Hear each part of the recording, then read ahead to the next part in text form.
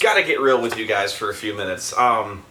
Really did not feel like doing this vlog at first because I have been feeling really beat down after a while. The last few months have been rough for me, just in terms of like doing vlogs.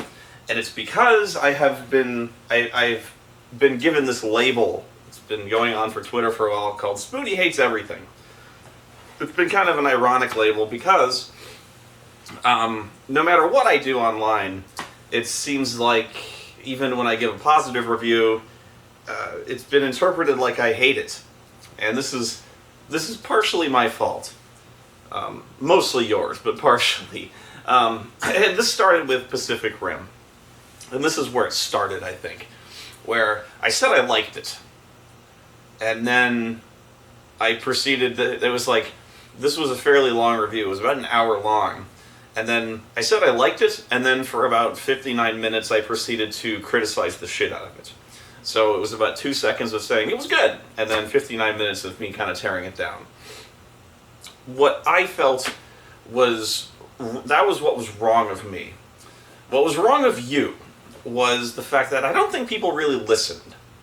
What was wrong of you was I thought that people said I was nitpicking. People said that I was being unfair to it. And yet, when you listen to it, if you listened, I admit that as I'm nitpicking, as I'm being unfair, I preface just about every one of those complaints with admitting up front that I was nitpicking and being unfair.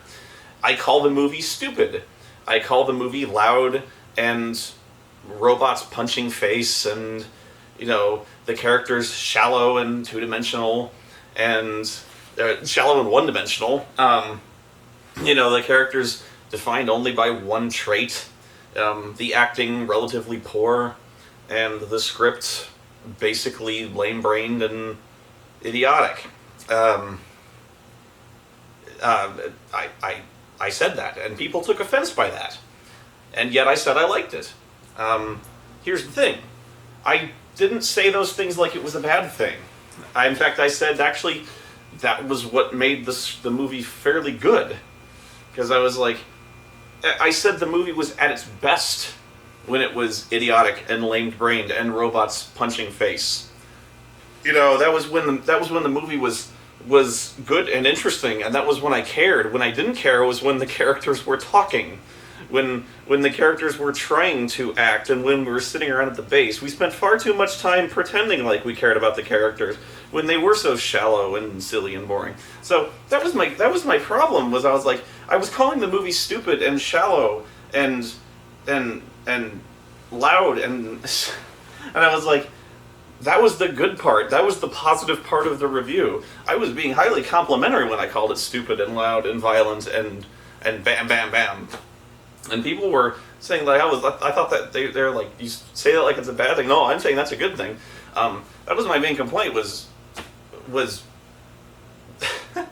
so that was where it started to begin. I think they interpreted my tone as the bad thing, and from there it was like the rest of the vlogs were actually very positive. My review of The Conjuring was very positive. From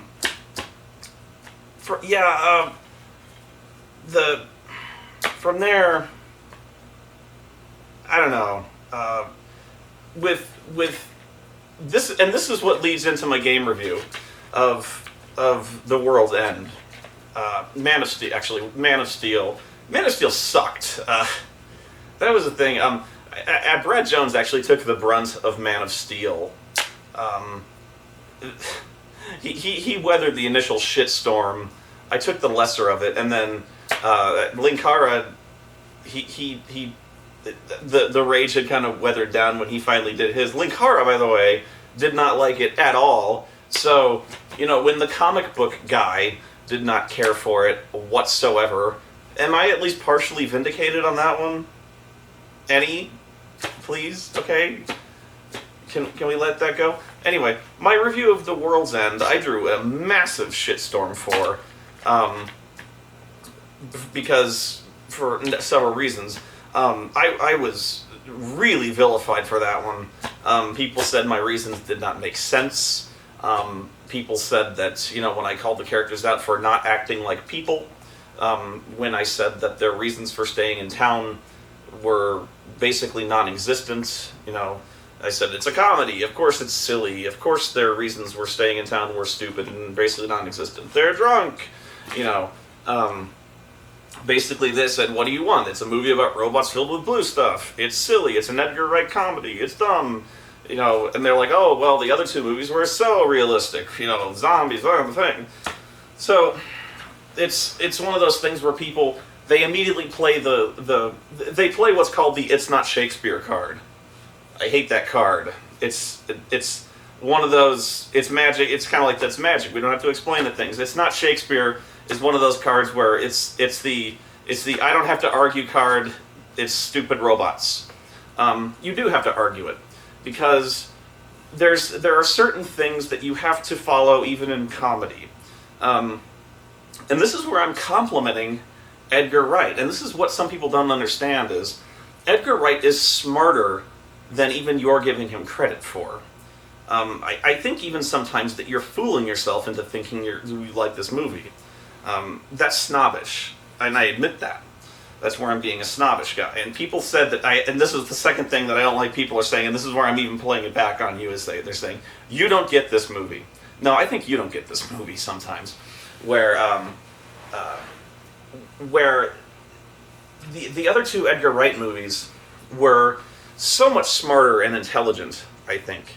The characters so much more personable and relatable, where they behaved, even though they're parodies of zombie movies and action, cop dramas and action movies and Michael Bay films, they were so much more human and relatable, and their actions so much more believable in the context of what was going on.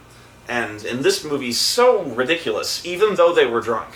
Even though the thesis of the movie is you had this, all the movies really are basically about man-children trying to deal with, middle age or relationship issues or, in some, father issues, something like that. Even though they're trying to deal with this stuff, and even in the context of the setting or the parody or whatever, I felt in the other two movies they were dealing with it in such a way that it was much more human. And in this movie, in World's End, I thought it was just so. They felt even more alien than the aliens themselves. The aliens actually had much more understandable motivations in the terms of world domination. What they were doing actually made sense to me. The context of the pub crawl, even in the midst of people being captured, mulched, and being actively hunted by androids, is ridiculous.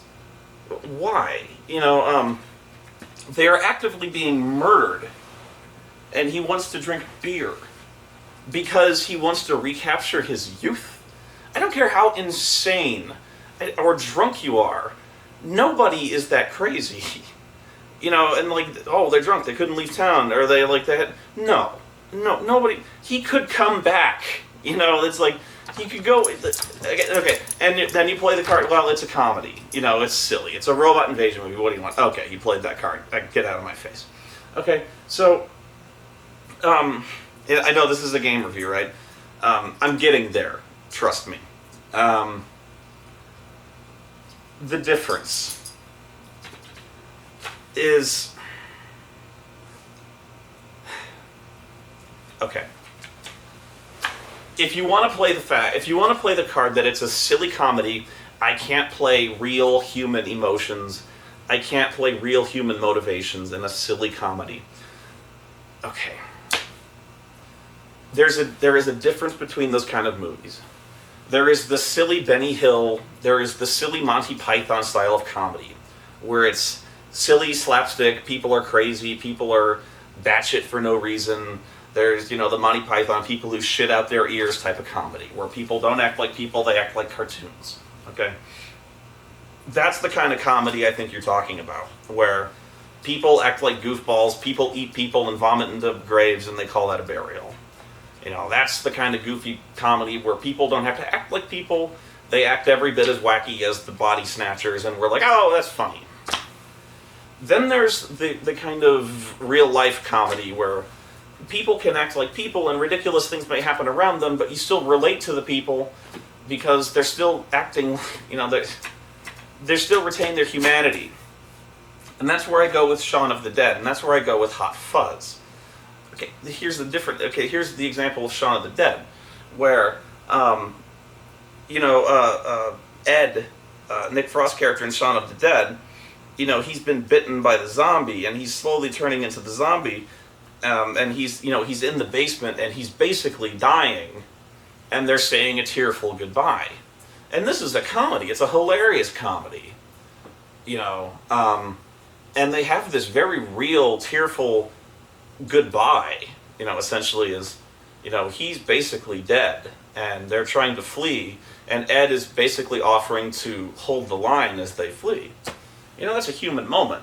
It's a zombie movie moment, and they still have that moment in this apocalyptic comedy.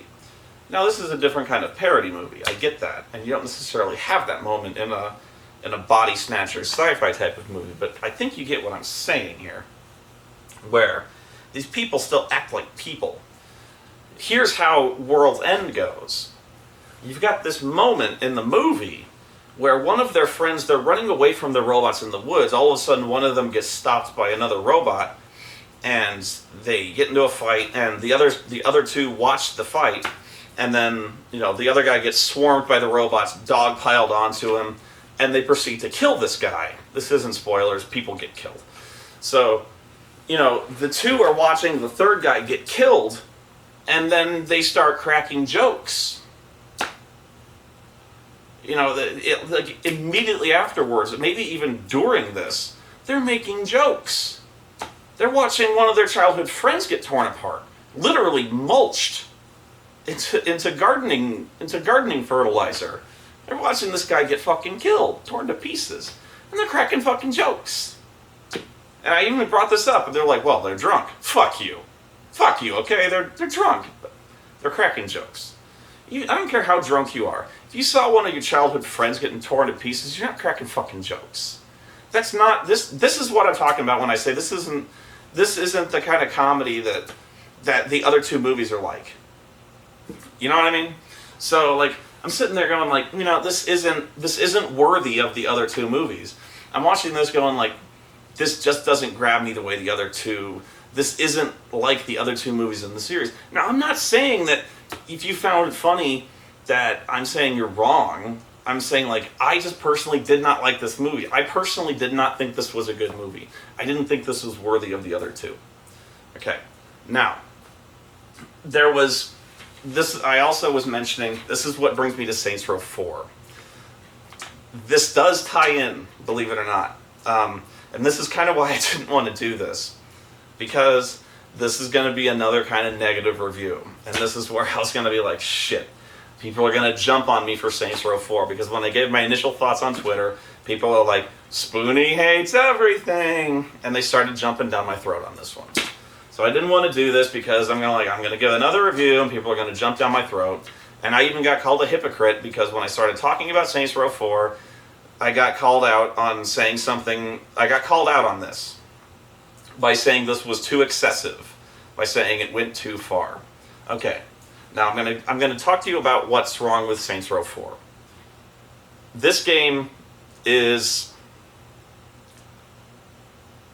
too much. What do I mean by that? Okay, the setup of this game is that the Saints are basically bigger than ever. All right, they're basically like an elite.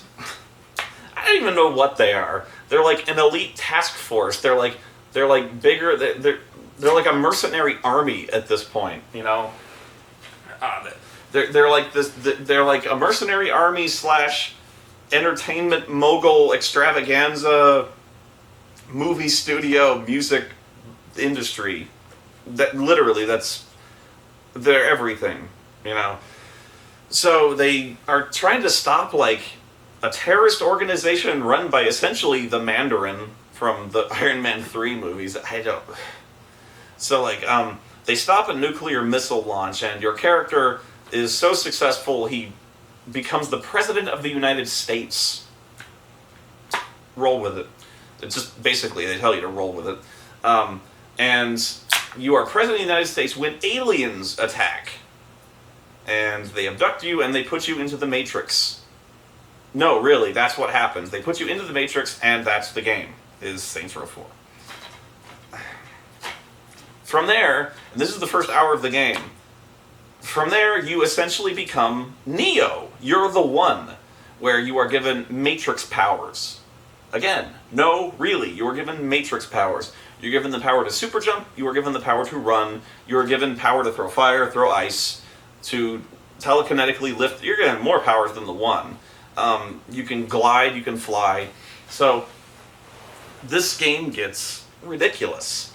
Hold on, now listen to me, because this is where people stop listening.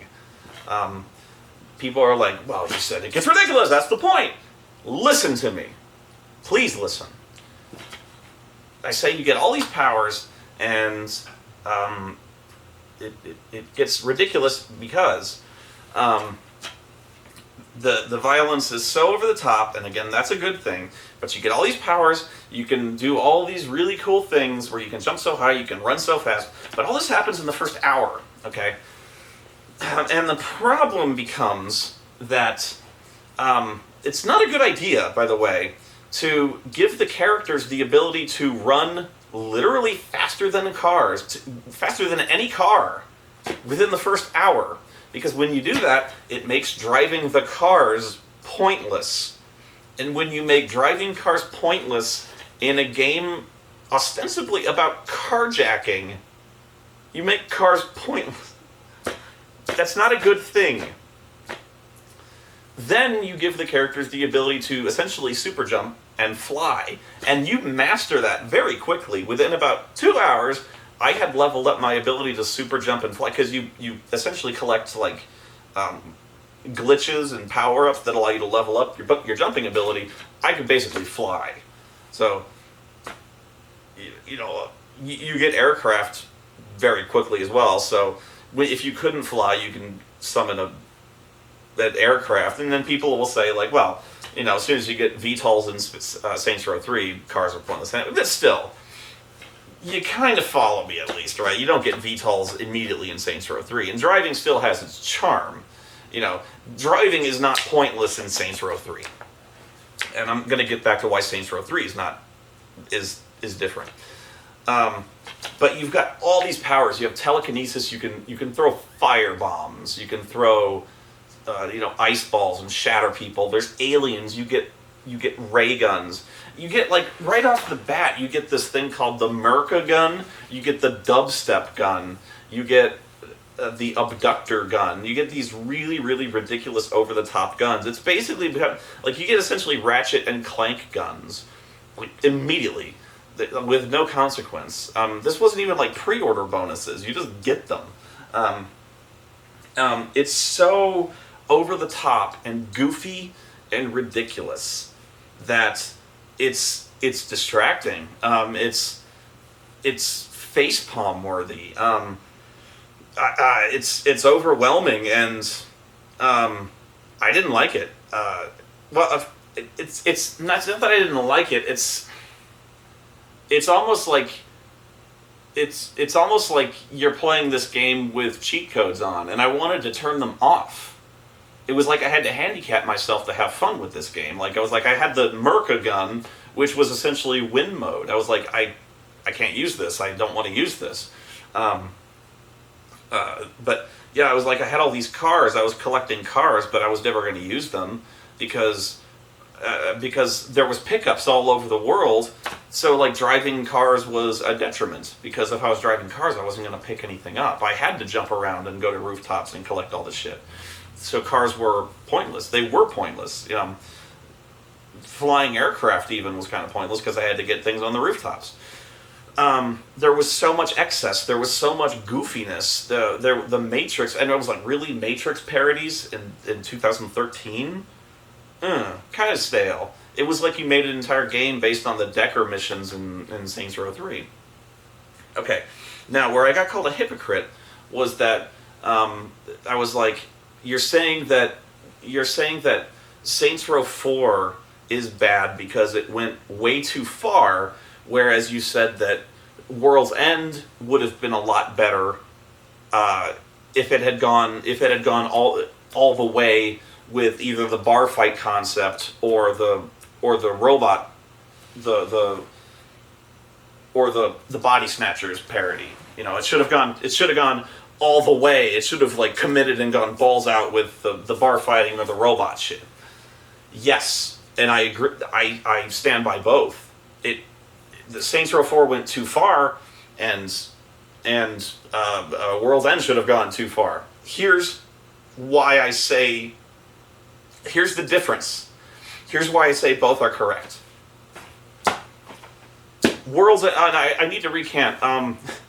From Dusk Till Dawn is not the best bar fight movie. It is, but it isn't. Roadhouse is by far the best bar fight movie. But I'm disqualifying it from the discussion because it's not only the best bar fight movie, it is the best movie ever. So I'm removing it from consideration. I'm promoting it to best movie ever. And then From Dusk Till Dawn, not considering Roadhouse. Anyway, so here's the difference. Saints Row 4 goes not only all the way, it goes all the way, builds a spaceship all the way, loads the spaceship with the rocket fuel, takes it to Mars, builds a nightclub there, brings hookers to the nightclub, blows it up, and then gets high. It's out of its fucking mind.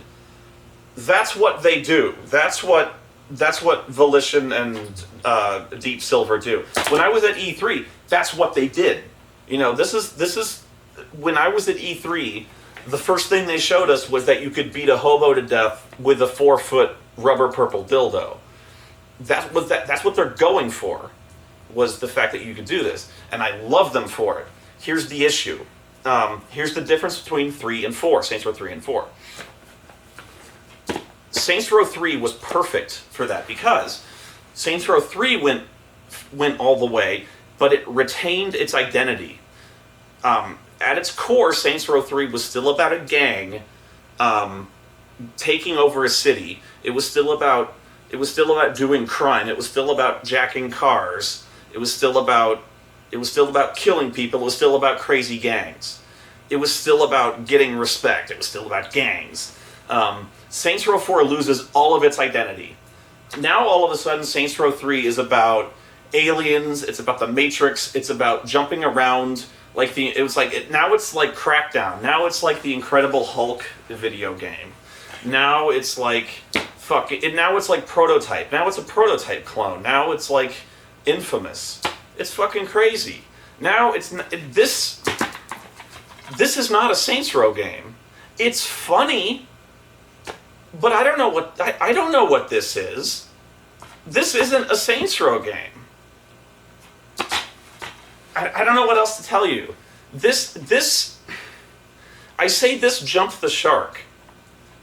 It not only jumped the shark, it jumped it on a jet ski, and then blew up the shark, and then it pissed on the shark's ashes, and then said that's not enough sharks. Then it went to the Pacific Ocean, found a Sharknado, and then dropped a nuke into the Sharknado. But they tried to do that, and I love them for that.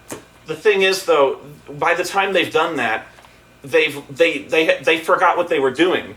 By the time they found all the Sharknados, they're like, what were we doing again? What were we talking about? Saints Row? Is that? I forgot what game we were making. They forgot what game they were making with this. This isn't Saints Row. I at least like Saints Row 3 because when I played Saints Row 3, it felt like Saints Row to me. It was ridiculous. It was over the top. And a lot of people didn't even follow it there. To me, it was that perfect balance of funny and excess, and it still felt like that kind of gang respect taking over the city thing. I felt it was kind of perfect that way. Now, here's why I don't give numerical ratings. Did I like playing this game? Yes. Did I have fun while I was playing it? Yes. It's well designed. It's well made. It's actually it's funny. I laughed. It's funny. I had fun playing it. If you bought this, you would have fun. But would I recommend buying it? No. Now, does that make sense? Here's where I'm coming from here. I say it's fun, and I say I had fun playing it. Here's why I don't think you would necessarily... I think your money would be better spent elsewhere. Okay? If you like Saints Row, I don't think this is Saints Row. I think you would be better off if you hadn't played Saints Row 3, buying Saints Row 3. If you like this type of game, I think you would be better served playing Crackdown. I think you would be better served playing one of the prototype games. For this type of game, there are better types of this game out there. This is fun. There's nothing wrong with this type of game. But I think there's better ones out there. This is a good comedy game.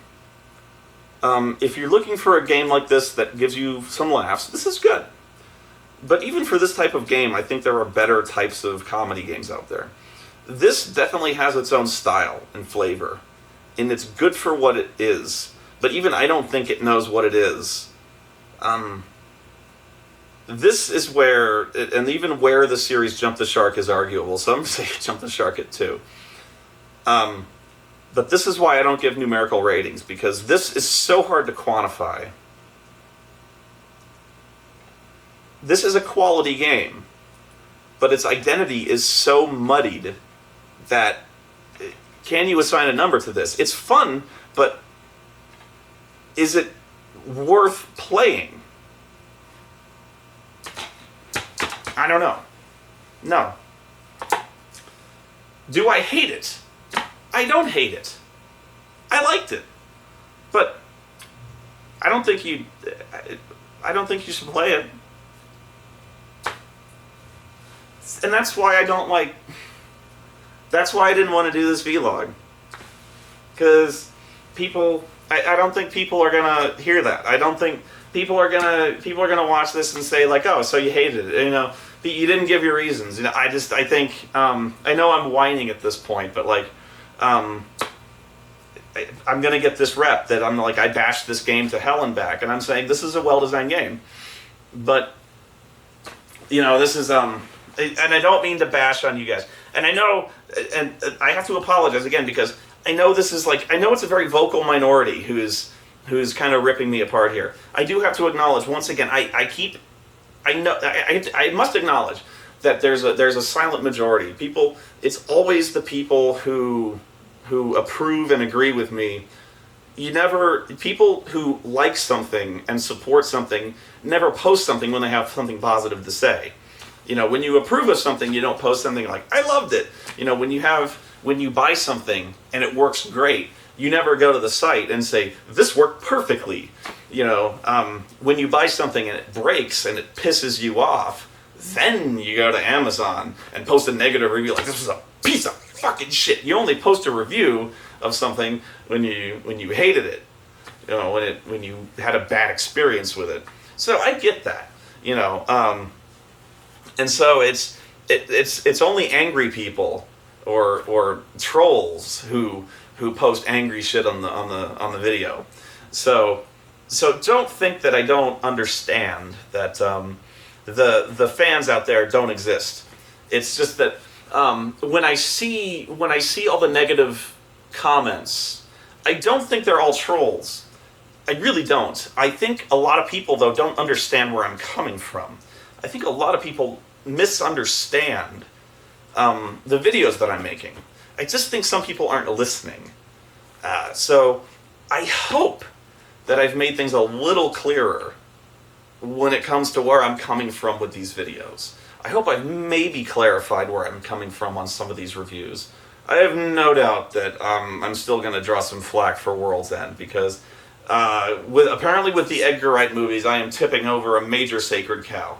I am not going to argue those movies anymore with you. I have said my piece. I am done.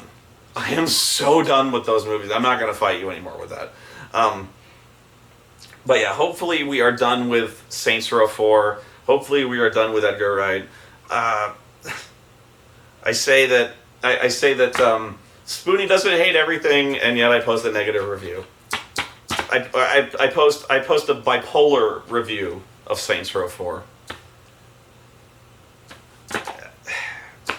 I know I don't make any sense, but there we go. I hope at least I've given you an informative opinion of Saints Row 4. Do with it what you will. I don't even know anymore. This is why I'm here, guys. Bye.